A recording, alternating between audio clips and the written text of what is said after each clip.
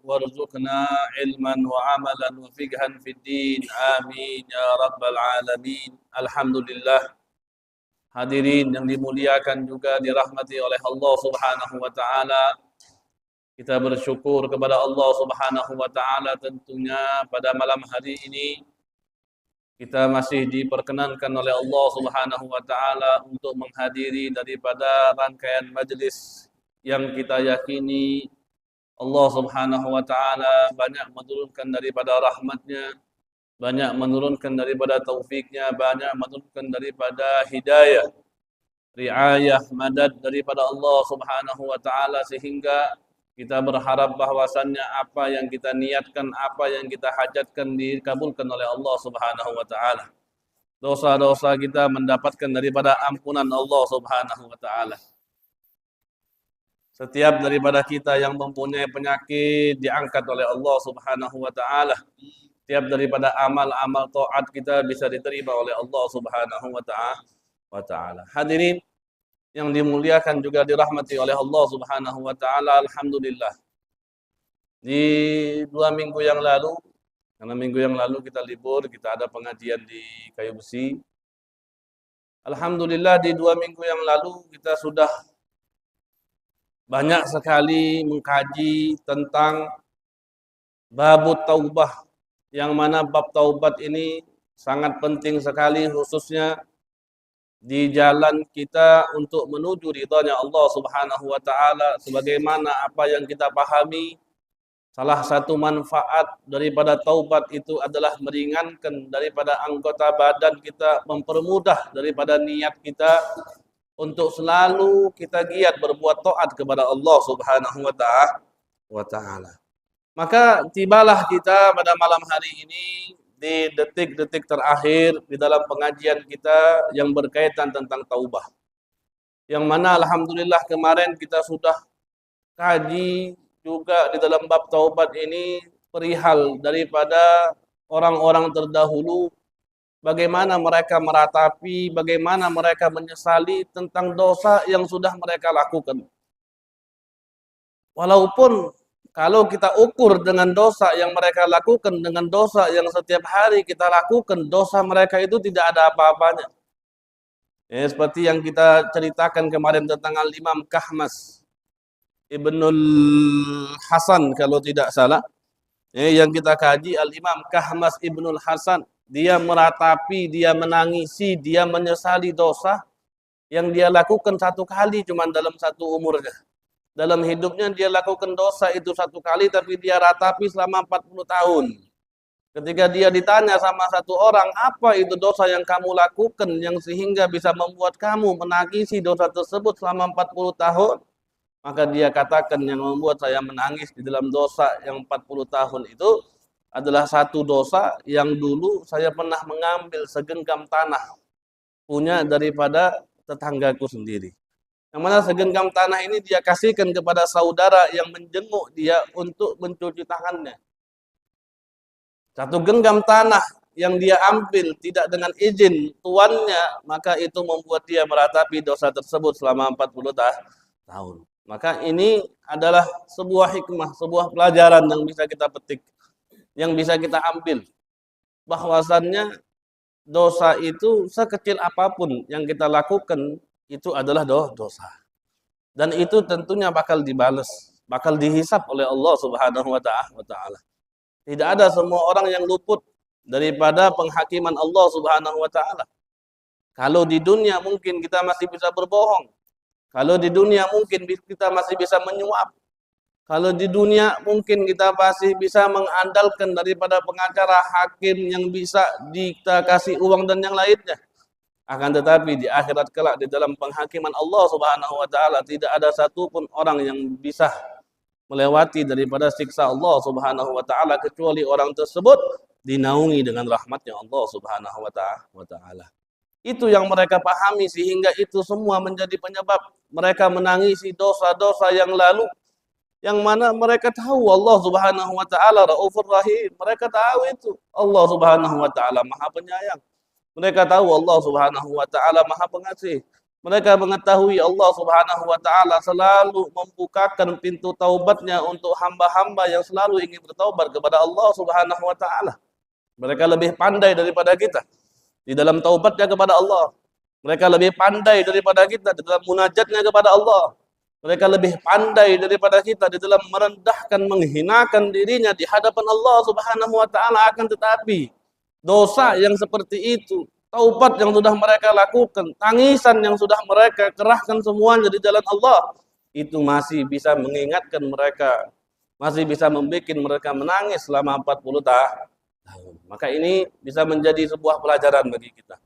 Apapun dosa yang kita lakukan, kecil ataupun besar, maka mintalah ampunan dosa tersebut kepada Allah Subhanahu wa taala. Tetapi itu dosa sehingga bisa membuat kita menyesal dan bisa membuat kita diri ini menjadikan pelajaran bahwasannya di saat-saat yang akan datang kita tidak mau mengulangi dosa-dosa yang seperti dulu, bahkan ataupun dosa-dosa yang semisalnya.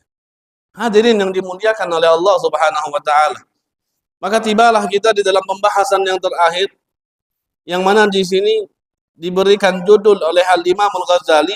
Beliau katakan faslun fi bayani haqiqati taubatis shadiqah. Fasal ataupun bab yang menerangkan tentang hakikat taubat yang jujur itu seperti apa. Maka di sini Al-Imam Al-Ghazali beliau mengatakan wa jumlatul amri, dan hasil daripada perkara-perkara yang sudah kita sebutkan, yang sudah kita pelajari kemarin tentang taubat, maka beliau katakan annaka idza btada'ta bitaubah, bahwasannya kamu ketika kamu sudah memulai dengan taubat, fabarra'ta qalbaka anidz-dzunubi kulliha, dan kamu lepaskan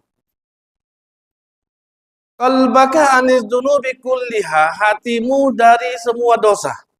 Bagaimana cara kita melepaskan hati kita daripada semua dosa tersebut? Bi an tuwattinahu ala alla ta'uda ila dzanbi abadan albattah, dengan cara kamu mengikrarkan di dalam hatimu bahwasannya kamu tidak akan mengulangi ataupun kembali dengan dosa itu tersebut. Ala alla ta'uda ila dzanbi albattah illa ma kana min, kecuali dosa-dosa yang kamu lakukan dari sebab hafwa. Hafwa itu kekhilafan saja. Ala sabilil faltah min ghairi qasdin, dosa-dosa yang kita lalui, yang mana dosa tersebut kita lakukan cuman sekedar kekeliruan yang datang secara dadakan. Sekiranya kita memang tidak ada niat, tahu-tahunya di situ kita melakukan perbuatan dosa. Fi ilmillahi ala wajhi ilmillahi subhanahu wa ta'ala sidga azmika fihi min qalbin sadiqin taqi, yang mana kita itu mengikrarkan dalam hati bahwasannya kita memang tidak mau melakukan dosa tersebut kecuali dosa-dosa yang memang kita lakukan secara kekhilafan, yang mana itu semua diketahui oleh Allah Subhanahu wa taala. Sidga azmika fihi min qalbin sadiqin taqi, yang mana Allah Subhanahu wa taala mengetahui kejujuran tekadnya kita di dalam bertobat kepada Allah Subhanahu wa taala daripada hati yang jujur, hati yang bertakwa kepada Allah Subhanahu wa taala. Maka di sini ketika kita ingin betul-betul bertobat kepada Allah Subhanahu wa taala, maka di sini yang pertama kali yang harus kita lakukan adalah tadi, kita memantapkan, memberikan tekad ke dalam hati bahwasannya kita ini tidak mau mengulangi dosa-dosa yang sudah kita lakukan. Yang mana itu semua diketahui kejujurannya oleh Allah Subhanahu wa taala. Karena tadi perbuatan apapun itu harus dilandasi dengan sidqun ma'allah, dengan kejujuran kita kepada Allah Subhanahu wa taala. Enggak boleh kita melakukan perbuatan taat tapi di situ kita berbohong kepada Allah Subhanahu wa taala. Ketika kita melakukan perbuatan taat, kita salat, kita sedekah, kita umroh, kita lakukan ibadah-ibadah yang lain, puasa dan yang lainnya, tapi di situ kita ingin dilirik oleh orang, itu bukan kejujuran kita dalam beribadah kepada Allah Subhanahu wa taala. Ibadah itu perlu kejujuran. Ibadah tersebut perlu kejujuran. Allah itu pengen jujur, kita pengen harus shadiq, orang yang jujur dalam beribadah kepada kepada Allah Subhanahu wa taala. Bahkan di dalam taubat pun itu perlu kejujuran kita kepada Allah Subhanahu wa taala. Wa turdil khusuma bima amkanaka, dan kita sudah membuat ridho orang yang kita zalimi bima amkanak, sebisa kita. Nah, kemarin juga kan udah termasuk daripada pembahasan kita, salah satu daripada dosa itu adalah dosa yang berkaitan dengan makhluk. Salah satu daripada bentuk dosa adalah dosa yang berkaitan dengan makhluk. Kalau kiranya kita mengambil harta orang lain, kalau kiranya kita menzalimi orang lain, kalau kiranya kita memukuli orang lain, maka sebelum kita bertobat kepada Allah, bagaimana caranya kita meminta ridho kepada orang yang sudah kita zalimi? Sebisa kita. Ketika kita sudah meminta ridho kepada dia dengan sebisanya kita, semampunya kita, dengan kita merendahkan diri di hadapan dia agar dia berbuat baik dan memberikan maaf kepada kita, maka setelah itu baru kita meminta ampun kepada Allah Subhanahu wa taala. Wa turdil khusuma bima amkanak wa taqdil fawaita bima taqdiru alaih, dan kita mengqadha ataupun membayar hal-hal yang sudah terlewat dari apa yang kita mampu. Semisal kita meninggalkan sholat, kita meninggalkan puasa, maka di dalam meninggalkan sholat kita wajib untuk membayarnya. Tidak cukup hanya kita bertobat kepada Allah Subhanahu wa taala, maka taqdil fawaid, kita mengqadha hal-hal yang kita lewatkan daripada sholatnya kita, daripada puasanya kita, maka itu diterima oleh Allah taubatnya juga dengan qadha-nya kita dengan sholat ataupun puasa. Bima taqdiru alaih, semampunya kita. Tidak harus kita, memang di dalam pendapat yang muktamad khususnya di dalam bab salat, kita harus secepat mungkin. Ketika kita melewati daripada salat fardu, maghrib, isya, zuhur, asar ataupun subuh, maka secepat mungkin seharusnya kita mengqadha daripada salat tersebut. Akan tetapi tadi semampunya kita, seyakinnya kita. Misalnya kita sudah tidak tahu lagi berapa sholat yang sudah kita lewatkan, berapa banyak sholat yang sudah kita lewatkan, kita tidak tahu lagi. Maka dengan hal itu kita hanya bisa memprediksi, oh kiranya saya ini mulai tidak sholat di usia saya 35 tahun. Oh sekarang usia saya 37 tahun, oh berarti saya tidak sholat 2 tahun misalnya. Tinggal dia hitung, berarti godoknya dia, waktu dia untuk menggodok sholat itu selama 2 tahun. Dia godok itu dia punya sholat. Cara menggodok ya terserah seluang waktu yang kita punya. Misalnya kita mau menggodok sholat, semisal cara kalau subuh kita godok sholat subuhnya berapa rakaat nanti di subuh.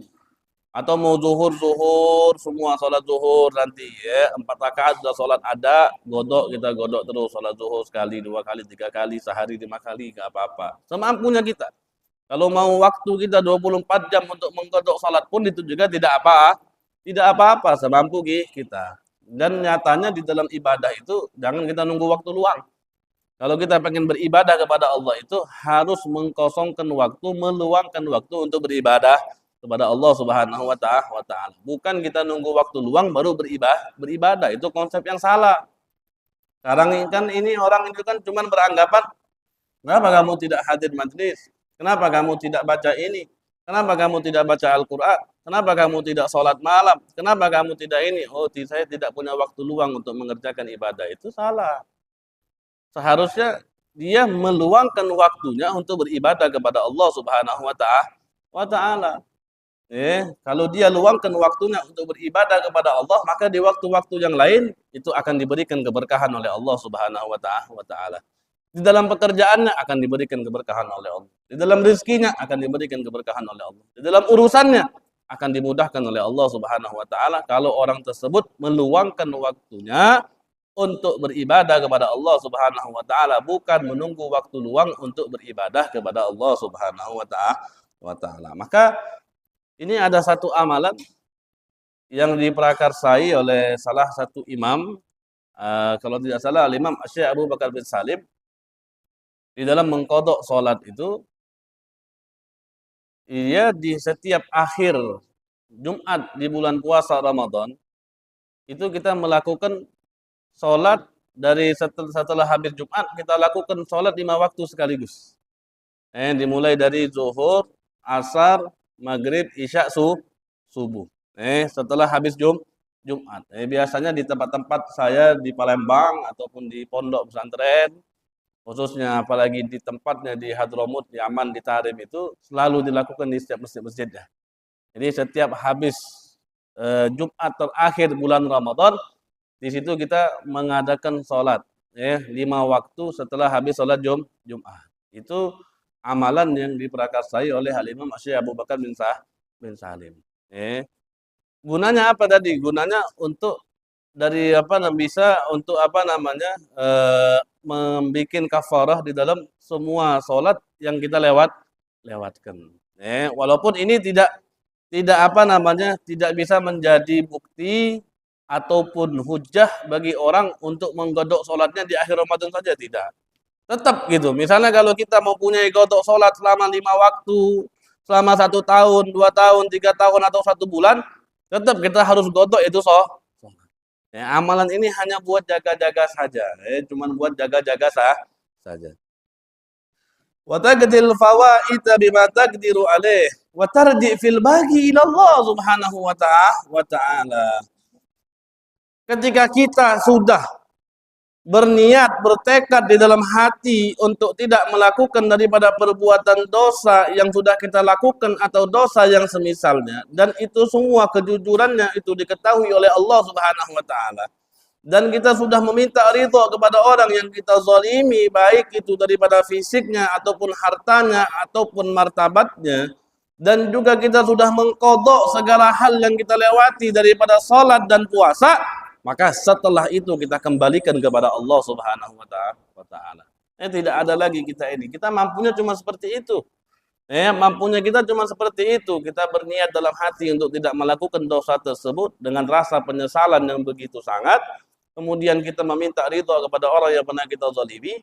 Kita mengqadha semua hal yang wajib yang pernah kita lewatkan. Setelahnya kita serahkan kepada Allah Subhanahu wa ta'ala dengan rasa penyesalan kita, bil ibtihal wa tadarru liyakfiyaka dzalik, dengan kita memohon kepada Allah dan merasa rendah diri kita kepada Allah Subhanahu wa taala bahwasannya kita ini adalah hamba yang sangat membutuhkan atas maghfirahnya Allah Subhanahu wa taala.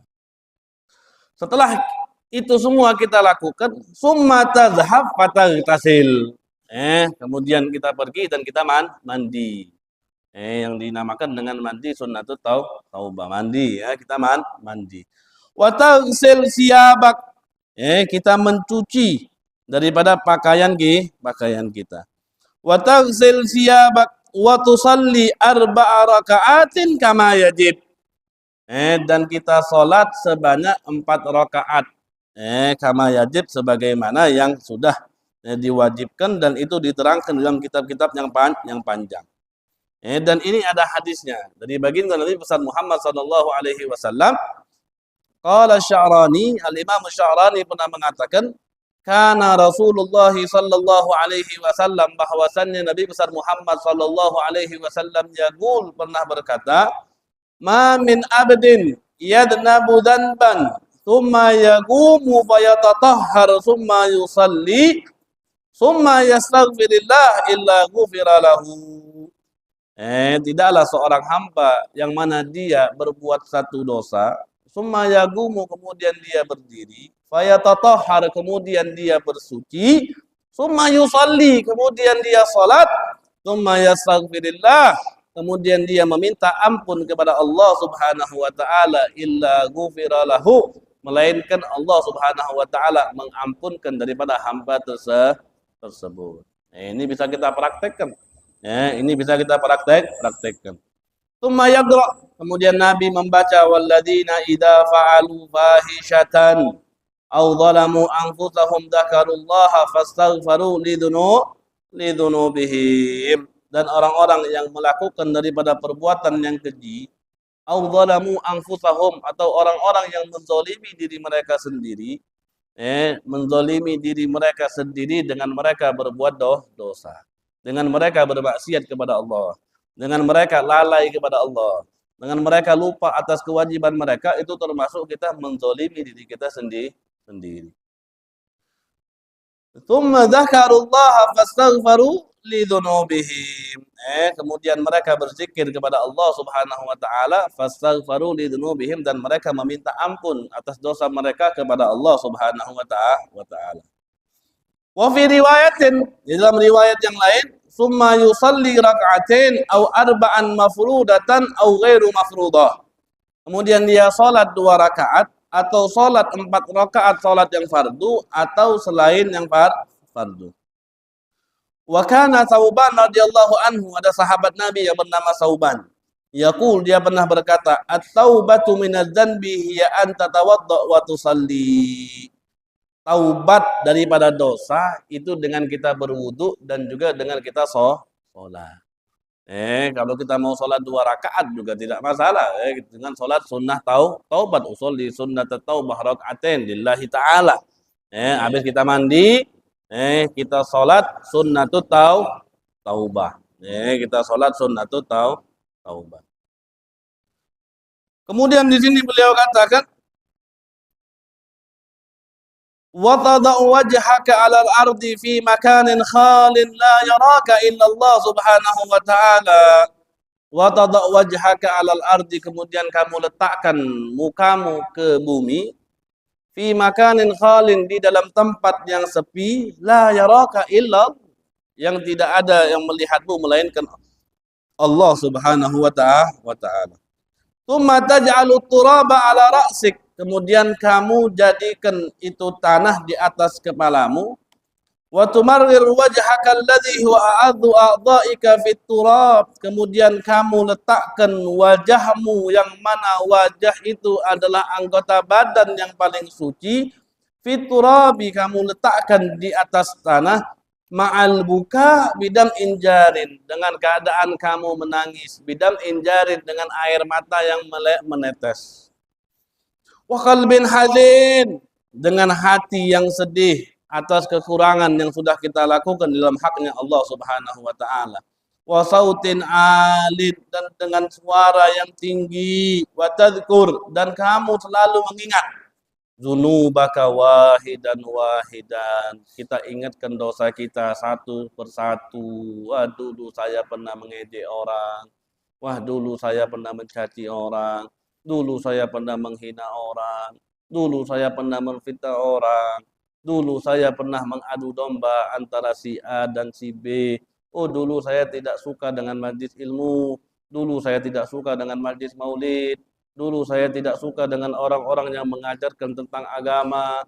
Oh, saya dulu pernah menzalimi orang, saya pernah mengambil harta orang seperti ini, saya pernah mengambil tanah orang seperti ini, saya pernah mengambil sawit orang seperti ini, saya pernah berbisnis dengan hal-hal yang tidak dianjurkan oleh syariat. Diingat satu persatu setiap dosa yang pernah kita lakukan. Ma'amkanak, sebisa kita. Dzunubaka wahidan alat tafsil, diperinci. Dosa itu kita sebutkan, kita ingat perinci. Untuk diri kita sendiri, bukan untuk kita bangga-bangga. Sebagian orang ini kan dia mengingat dosanya tapi di depan orang ramai. Dengan tujuan dia senang menceritakan dosa tersebut, bukan dalam keadaan sedih. Wah, kamu di saat muda sekarang apa yang benar kamu lakukan? Oh, saya pernah pulang malam jam 3. Oh, saya pernah bonceng cewek, balik sampai subuh. Kamu masih kayak gitu, masih biasa. Oh, saya dulu seperti ini, saya dulu seperti ini, saya dulu seperti ini, saya dulu seperti ini. Dia ceritakan semua dosa dia, tapi dengan keadaan dia bangga, dengan keadaan dia senang, bukan dalam keadaan dia itu mengingat bahwasannya, oh, seberapa jahatnya saya ini, seberapa jauhnya saya ini dengan Allah, seberapa jauhnya saya ini dengan ajaran Nabi.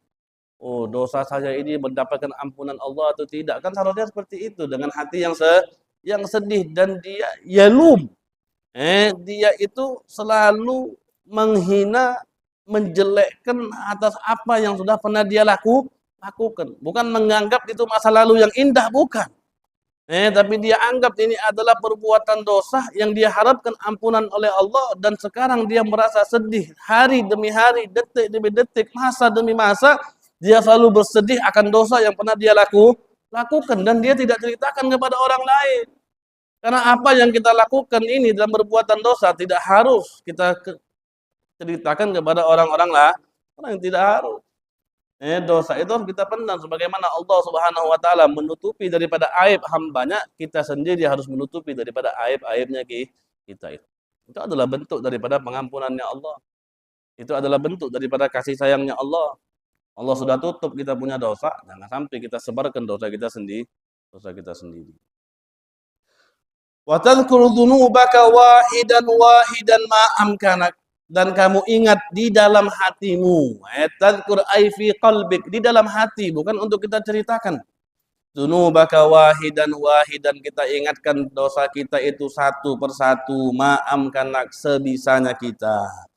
Wa talum nafsaka al-asiyata 'alaiha, dan kita hina, kita caci, kita jelek-jelekkan hawa nafsu kita ini yang sudah bermaksiat. Karena nafsu yang yang selalu melakukan daripada perbuatan dosa itu dinamakan dengan nafsu al-ammaratu bisu. Al-ammaratu bisu. Ada nafsul mutmainnah, ada nafas al-ammaratu bisu. Nafas al-ammaratu bisu ini adalah jiwa yang memang tugasnya dia atau keinginan dia, tabiatnya dia itu dengan sesuatu hal yang bertentangan dengan apa yang diperintahkan oleh Allah dan dilarang oleh Allah Subhanahu wa taala. Li'anna nafsa majbulatun ala su'il adab. Nafsu itu terbina untuk kurang ajar. Untuk tidak mengindahkan apa yang diperintahkan oleh Allah.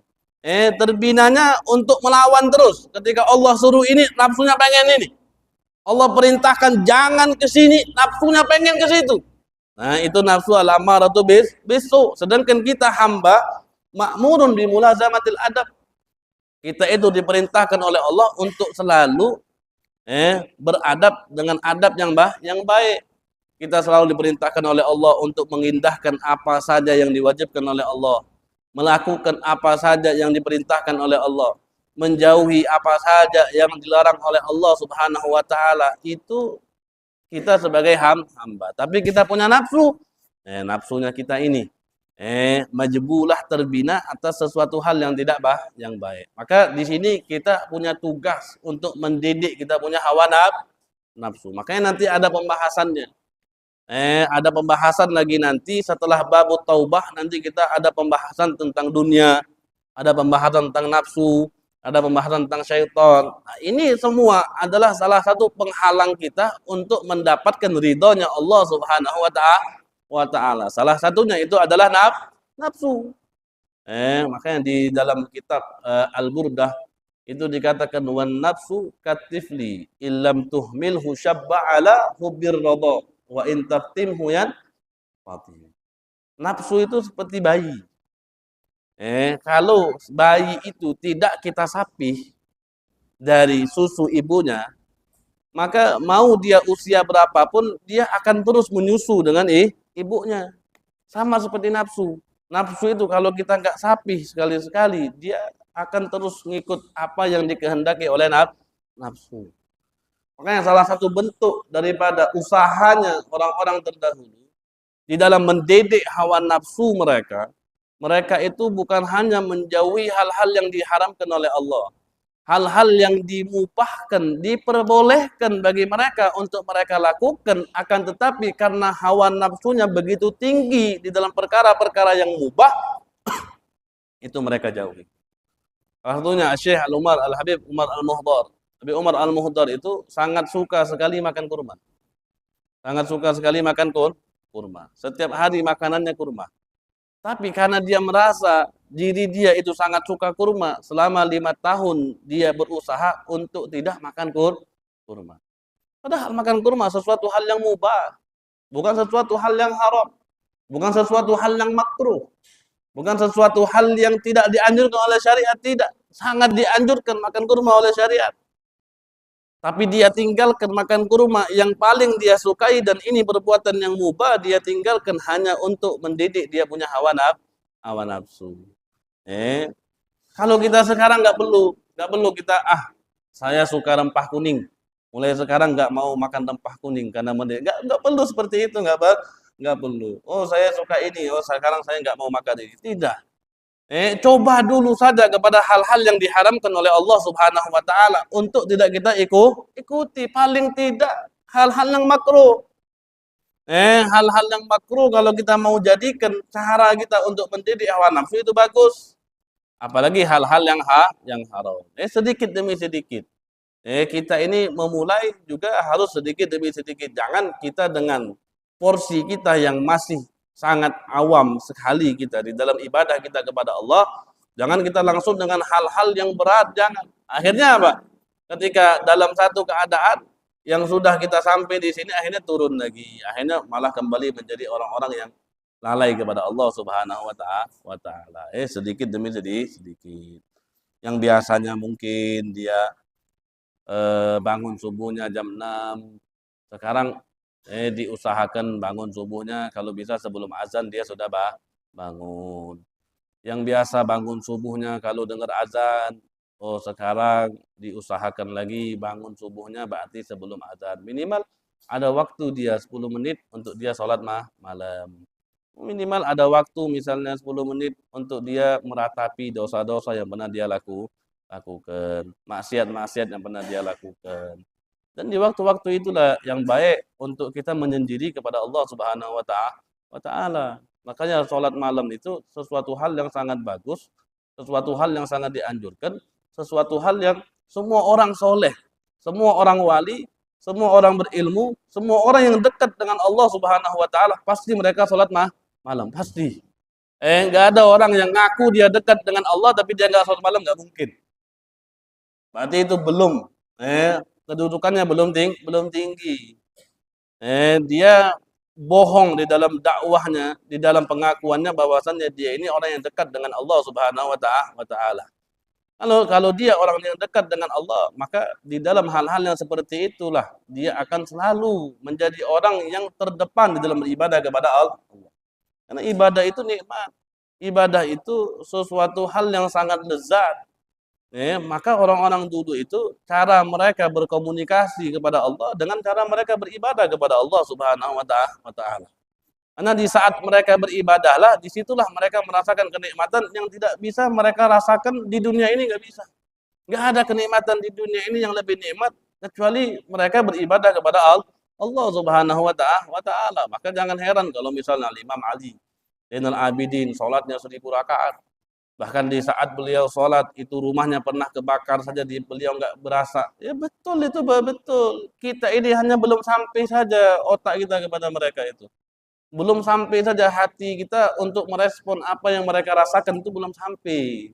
Karena kita tidak pernah tampak di dalam mata kita. Tidak pernah terbesit dalam hati kita apa yang mereka rasakan. Tapi kalau kita mendapatkan kesempatan untuk merasakan daripada manisnya kita beribadah kepada Allah, baru situ kita yakin.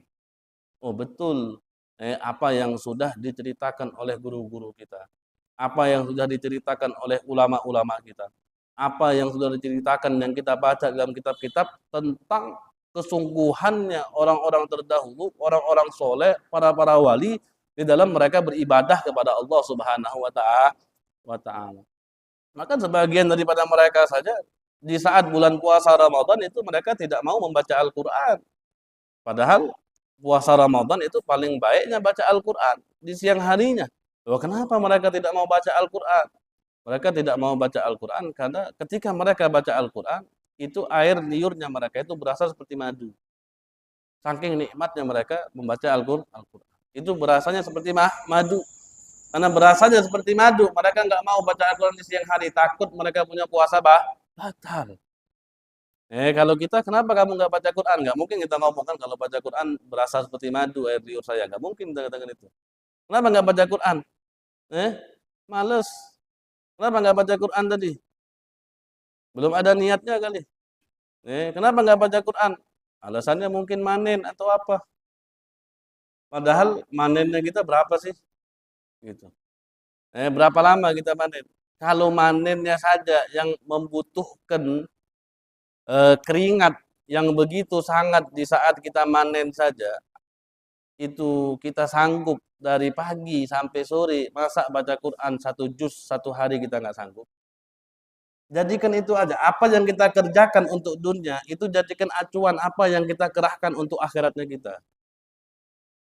Coba kita pikir gitu. Hal apa saja di dalam dunia ini yang mengerahkan uangnya kita, semangatnya kita, tenaganya kita, keringatnya kita aja mampu untuk kita kerjakan. Secapek-capeknya kita. Maaf, bahkan disuruh orang aja kita mau. Di dalam bekerja. Ini Allah Subhanahu wa taala yang menciptakan kita. Yang memberikan kita nikmat semuanya. Yang memberikan kita anak, memberikan kita istri, memberikan kita tempat tinggal, memberikan kita kendaraan, memberikan kita uang, memberikan kita makan, memberikan kita minum, memberikan kita penghormatan orang yang layak untuk kita dapatkan. Itu semua dari Allah Subhanahu wa taala. Kalau untuk orang yang kita kerja saja apa yang diperintahkan kita mau, masa apa yang diperintahkan Allah kita tidak mau? Salat yang diperintahkan oleh Allah, masa kita tidak mau? Ngaji Quran yang diperintahkan oleh Allah, masa kita tidak mau? Puasa, hal yang wajib yang diperintahkan oleh Allah, agar kita ini mendapatkan nikmat Allah, agar kita bisa dekat dengan Allah, masa kita tidak mau? Kalau kita mencari muka dengan bosnya kita lakukan semua cara. Masa kita tidak mau mencari muka dengan Allah Subhanahu wa taala? Jadi jadikan acuan apa yang kita kerahkan di dunia ini, jadikan acuan untuk kita mendekati diri kita kepada Allah Subhanahu wa taala.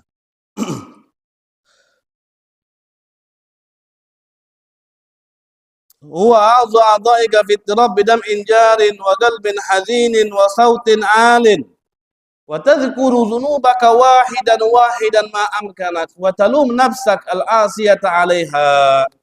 Dan kau caci, kau hinakan dirimu, hawa nafsumu ini yang selalu mengajak kita untuk bermaksiat.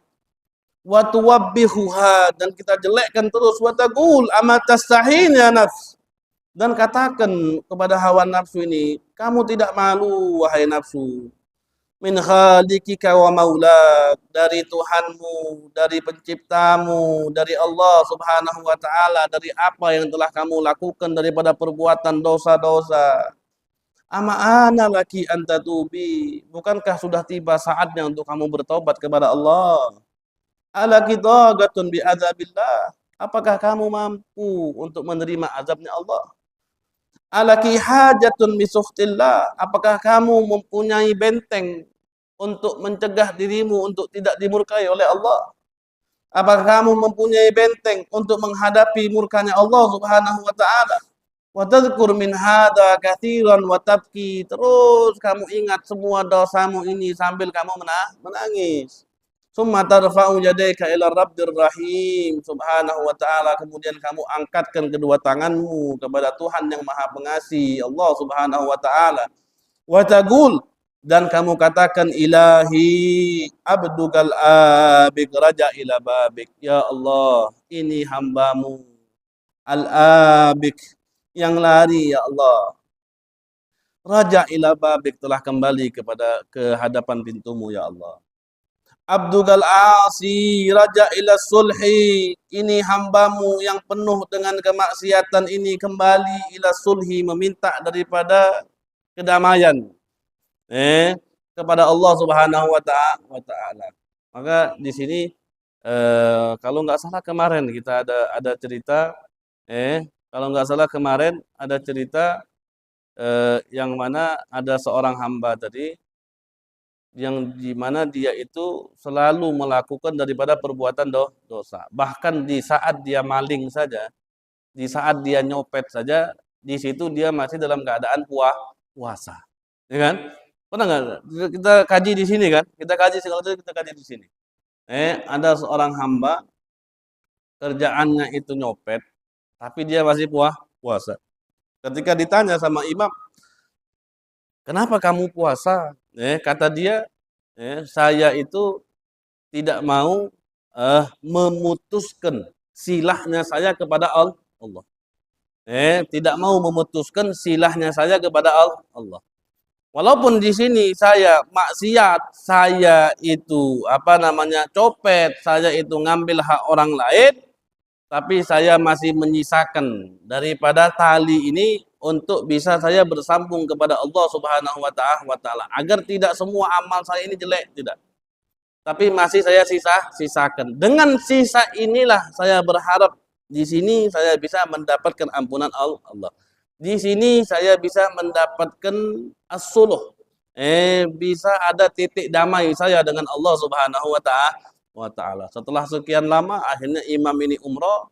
Ketika imam ini melihat hamba yang tadinya nyopet itu beribadah kepada Allah Subhanahu wa taala, melakukan daripada ibadah umrah, dan dia sudah bertobat kepada Allah Subhanahu wa taala disebabkan tadi di saat dia maksiat dia masih menyisakan ibadah dia kepada Allah Subhanahu wa taala, yang mana ibadah inilah yang menyelamatkan dia daripada dosa-dosa yang pernah dia lakukan. Maka sebanyak apapun dosa yang kita lakukan, jangan kita menghabiskan umur kita itu hanya dosa saja. Selagi kita bisa berbuat taat kepada Allah, kita juga berbuat taat kepada Allah Subhanahu wa taala.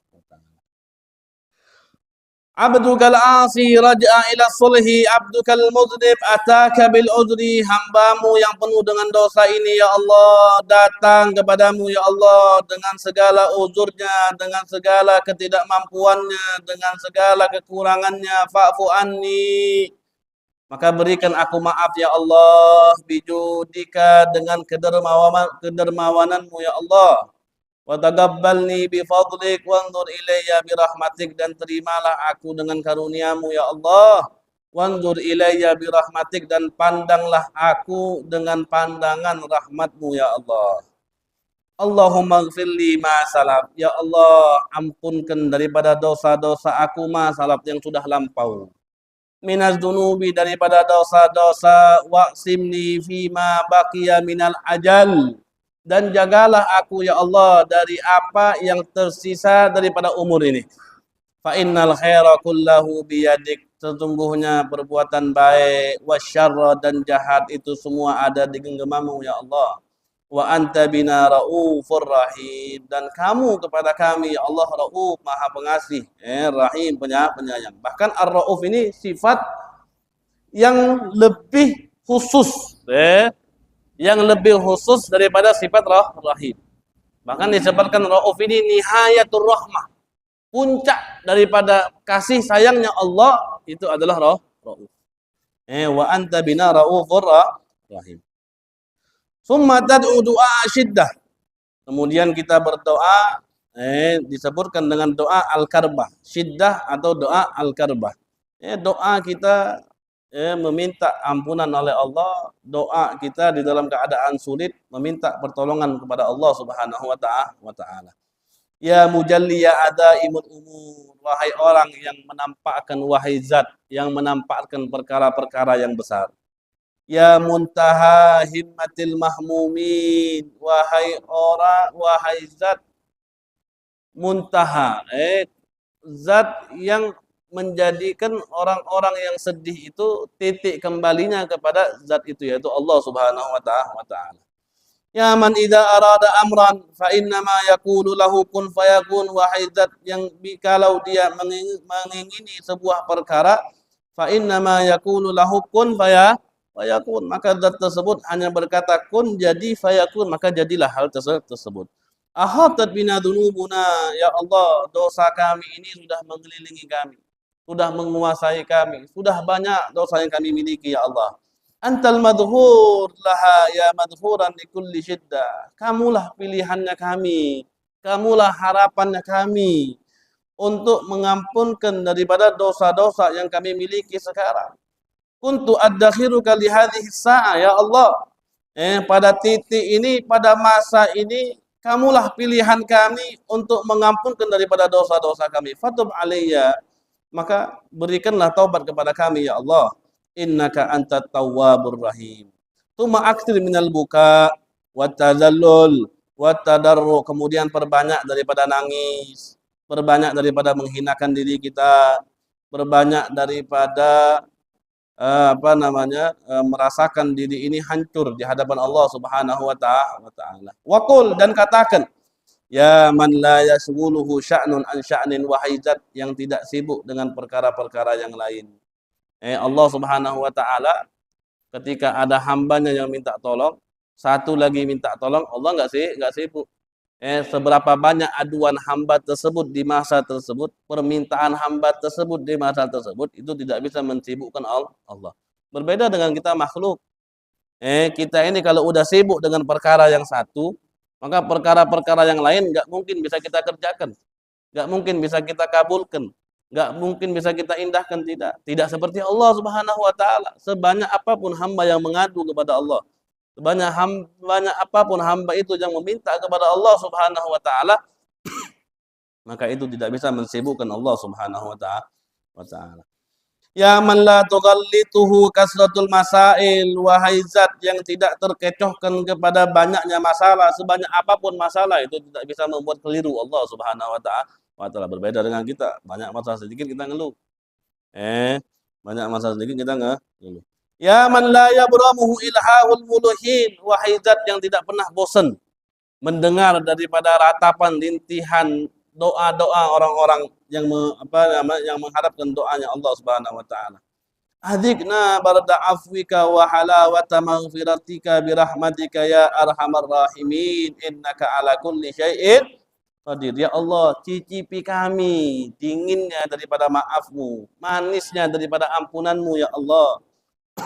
Birahmatika ya arhamar rahimin innaka ala kulli syai'in qadir. Summa tusalli ala nabi. Setelah kita mandi tadi, setelah kita sholat tadi, kita berdoa kepada Allah, kemudian kita bersalawat kepada baginda Nabi besar Muhammad sallallahu alaihi wasallam. Tsumma tastaghfir li jami'il mu'minina wal mu'minat. Kemudian kita meminta ampun kepada Allah untuk semua orang mukmin, juga untuk semua orang mukminah. Wa tarji ila ta'atillahi jalla jalaluh. Kemudian kita kembali kepada taat kepada Allah Subhanahu wa taala. Fatakunu gatubta taubatan nasuh. Ketika semua itu sudah kita lakukan, maka kita sudah menjadi hamba yang taubat nasuha kepada Allah Subhanahu wa taala. Wa qad kharajta minaz dzunubi tahiran kayaumin waladatka ummuk, dan kamu telah keluar daripada dosa, maksudnya kamu sucinya kamu itu seperti anak kecil yang baru dilahirkan oleh seorang ibu. Jadi di dalam taubat yang benar, taubat yang sebenar-benarnya taubat tadi apa? Dengan kita mengikrarkan atau bertekad dalam hati untuk tidak melakukan daripada dosa-dosa yang pernah kita lakukan atau dosa-dosa semisalnya, dan kita meminta ridha kepada orang yang pernah kita zalimi, kita mengqadha semua apapun kewajiban yang sudah kita lewati, kemudian di situ kita mandi, kita bersuci, kita cuci badan kita cuci pakaian kita, kemudian kita berwudu, kita sholat kepada Allah Subhanahu wa taala, kemudian kita berdoa kepada Allah Subhanahu wa taala. Setelah kita berdoa, kita bersalawat kepada baginda Nabi Muhammad sallallahu alaihi wasallam, dan kita minta ampun kepada orang mukmin dan juga orang-orang mukminah yang bermaksiat kepada Allah agar mereka juga mendapatkan daripada ampunan Allah, dan kita kembali kepada taat kepada Allah. Maka setelah itu apa katanya? Kita sudah mendapatkan daripada taubat yang nasuha, dan kita juga sudah keluar daripada semua dosa, suci daripada semua dosa seperti anak yang dilahirkan oleh ibunya.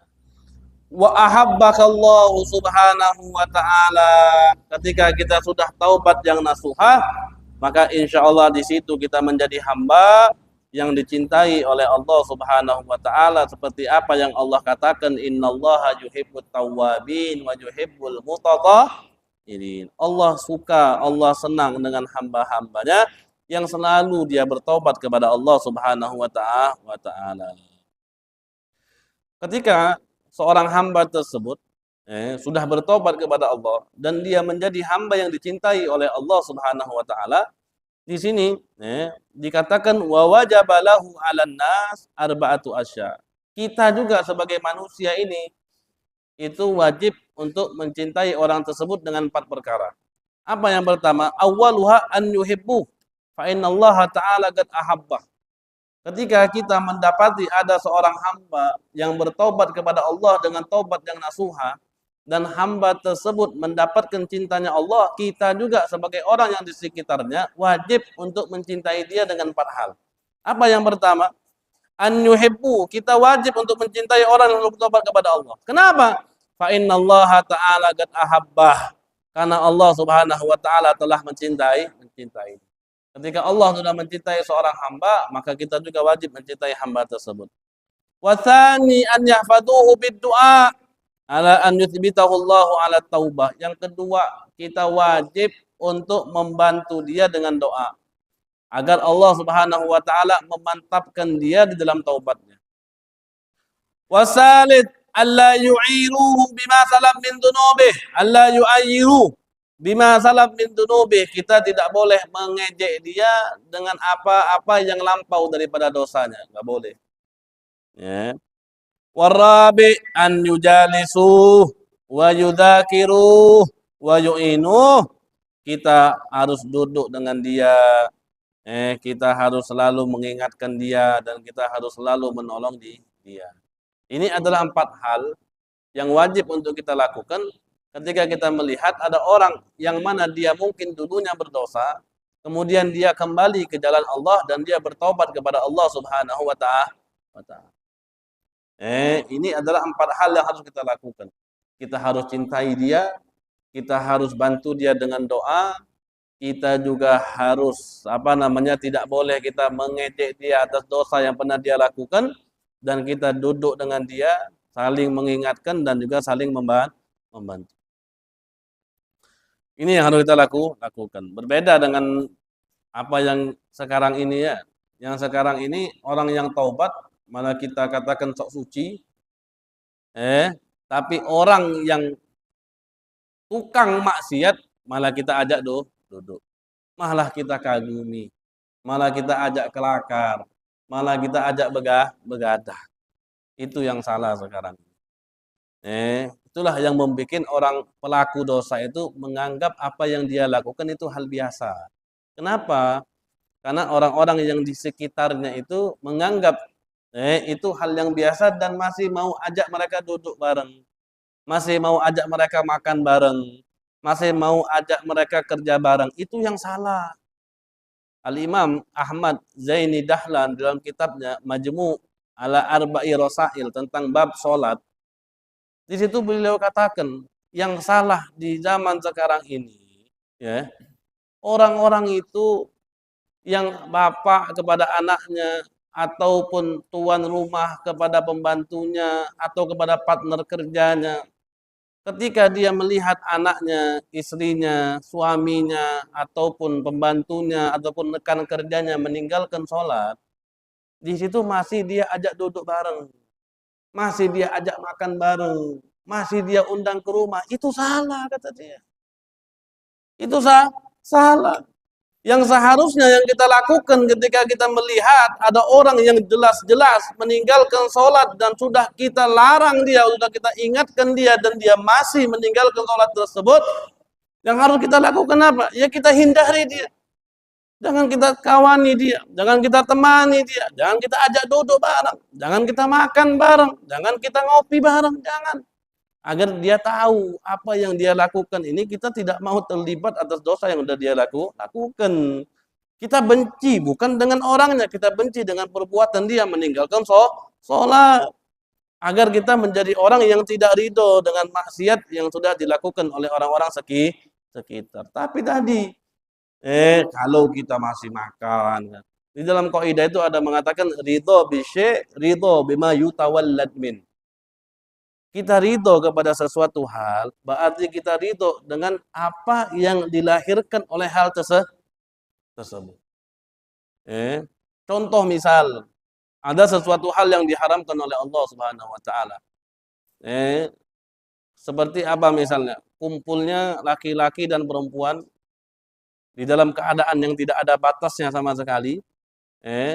Kumpul, mereka bersenang-senang bersama dengan diiringi musik-musik yang diharamkan oleh Allah Subhanahu wa taala, diiringi dengan musik-musik yang melalaikan mereka kepada Allah Subhanahu wa taala. Mereka kumpul bersama sampai tengah malamnya mereka, jam 1, jam 12 mereka joget bersama, mereka berdendang, bernyanyi dengan sesuatu hal yang diharamkan oleh Allah. Kita hadir saja di situ, maka kita ridho dengan apa hal yang dilahirkan oleh orang-orang yang berkumpul di situ. Ketika mereka di situ joget, kita juga dapat dosanya. Ketika di situ mereka minum khamar, kita juga dapat dosanya. Ketika di situ mereka pulang ke rumah mereka berzina, kita juga dapat dosanya. Ridho bisya, ridho itu walat. Ridho kepada sesuatu hal, maka ridho juga dengan apa yang dilahirkan oleh hal tersebut. Maka kita harus hati-hati. Disitulah pentingnya adanya penolakan, pentingnya adanya kita tidak suka, kita tunjukkan rasa tidak sukanya kita kepada hal-hal yang maksiat kepada Allah, agar kita tidak ikut dalam hal tersebut. Jadi jangan kita malah anggap ini hal yang biasa. Itu orang tarikus sholah. Tarikus sholah itu dalam bab fikih termasuk hayawanun ghairu muhtaromin. Termasuk hewan-hewan yang apa? Ada kalau di dalam bab tayammum, itu kan ada namanya hayawanun muhtaram, ada namanya hayawanun ghairu muhtaram. Hayawan muhtaram itu hayawan alladzi la yajuzu qatluh. Hayawan yang muhtaram adalah hewan yang tidak boleh dibunuh. Itu namanya hayawanun muhtaram. Ada namanya hayawanun ghairu muhtaram. Hayawan yang ghairu muhtaram. Apa ghairu muhtaram? Alladzi yajuzu qatluh. Yang boleh dibunuh. Apa salah satunya? Hayawanun ghairu muhtaram itu ada 6. Salah satunya apa? Tarikus shalah. Orang yang meninggalkan sholat. Orang yang meninggalkan sholat itu di dalam bab fikih termasuk hayawanun ghairu muhtaram. Misal nih, kalau kita ada airnya cukup untuk kita wudu, tapi di samping kita ada orang yang meninggalkan sholat, butuh air, kalau dia nggak minum mati. Apa yang kita lakukan? Ambil airnya untuk wudu. Nggak perlu kita tayamum untuk orang tersebut. Karena dia adalah hayawanun ghairu muhtaramin. Beda kalau misalnya ada orang yang tidak meninggalkan sholat, kemudian dia butuh ini untuk minum. Maka wajib hukumnya kita kasih dia minum. Kita nggak perlu pakai air untuk wudu. Kita tayamum. Tapi untuk orang-orang seperti ini, tidak dianjurkan oleh syariat. Kenapa? Karena dia meninggalkan sholat. Ini yang salah di kita sekarang ini, yang salahnya seperti itu. Kita menganggap hal-hal ini hal-hal biasa. Sedangkan orang yang kembali ke jalan Allah, kita malah ejek dia. Kita malah caci dia. Kita malah inti sok suci dan yang lainnya. Itu yang salah di antara kita sekarang ini. Kemudian wa habbakallah subhanahu wa ta'ala, ketika kita sudah bertaubat, Allah cinta sama kita, walaka minal ajri wa tawabi, kita mendapatkan pahala, kita mendapatkan ganjaran, wa alaika minal barakah, kita dapat daripada barakah, warahmah, kasih sayangnya Allah, ma la yuhitu bihi wasful wasifin, yang tidak bisa disifati orang-orang yang pandai mensifati dengan beberapa hal.